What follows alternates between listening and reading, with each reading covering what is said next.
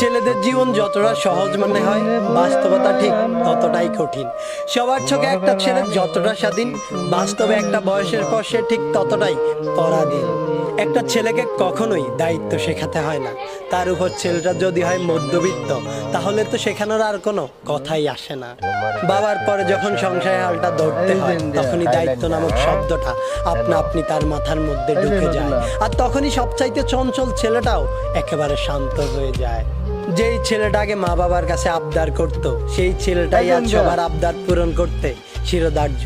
যেই ছেলেটাকে কোনো কিছু না পেলে রাগ করত, সেই ছেলেটাই আজ নিজের শখ বিসর্জন দিয়ে ছোট ভাই বোনের শখ পূরণ করতে ব্যস্ত। ছেলে মানুষ মানেই তাদেরকে পাষাণ মনে করা হয়। সত্যি কি তাই, নাকি তাদেরকে পাষাণ হতে হয়? সত্যি বলতে ছেলে মানেই পাষাণ না, কষ্ট ছেলেদের হয়। একটা মেয়ে চাইলেই কান্না করে তার মনের কষ্টগুলো সবাইকে বলতে পারে, কিন্তু একটা ছেলে চাইলেই তা